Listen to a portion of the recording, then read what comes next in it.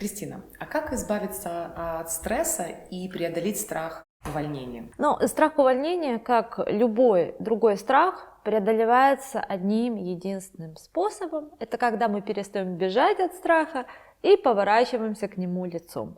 Все, ничего нового нет. С любым страхом, с любой ситуацией мы работаем психологически таким образом.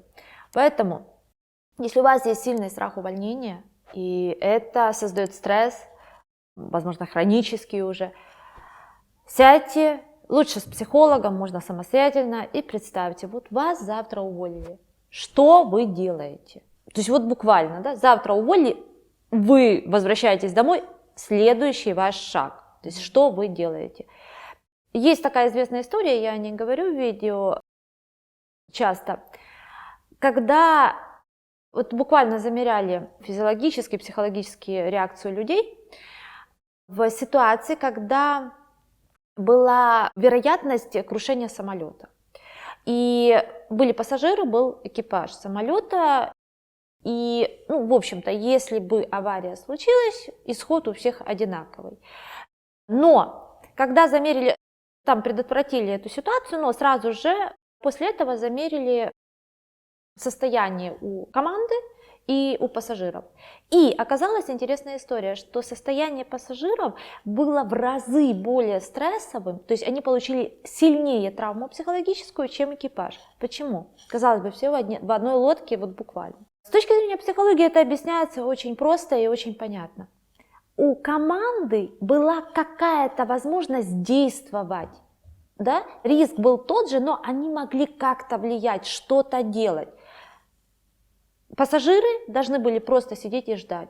И вот эта позиция, да, и эта позиция, она дает самый сильный стресс.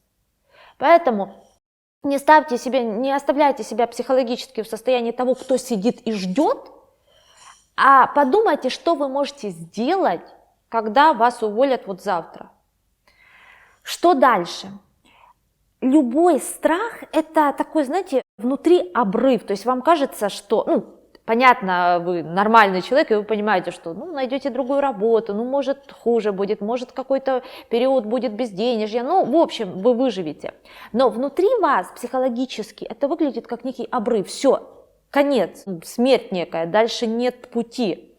Неизвестность. И вам нужно там простроить дорожку.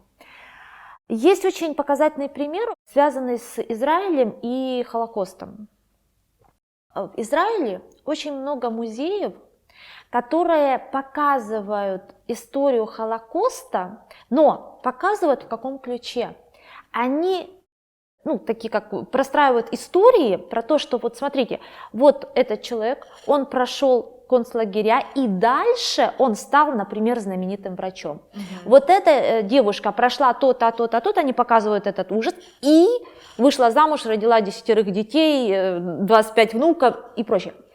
И психологически это невероятно грамотная история. Почему? Потому что они таким образом исцеляют коллективную травму. Они простраивают вот это и дальше было. Да, было ужасно, было плохо, было просто невероятно страшно, но вот это продолжение следует. Дальше она вышла замуж, дальше он стал известным врачом, дальше он стал супербизнесменом. То есть это истории вот такие с продолжением, они исцеляют психику. И точно так же вы это делаете для себя. Хорошо, меня завтра уволят. И дальше что? А через день, а через год, а через 5 лет? Простраивайте эти дорожки, страх будет снижаться, стресс будет уходить, и меньше вероятность, что вас уволят, если вы не захотите. А может, наоборот, вы скажете, до чего я здесь сижу 5-й год, мне пора уже дальше, выше и больше, и сами уйдете, как знать. Страх – это такая штука, которая очень сильно сужает сознание, и кажется, что без этого я пропаду. Но на самом деле очень часто, когда страх снижается, люди сами выбирают идти дальше, да, и кто-то увольняется, кто-то остается, тут уже ваш выбор, но важно, чтобы вы его совершали не из состояния страха.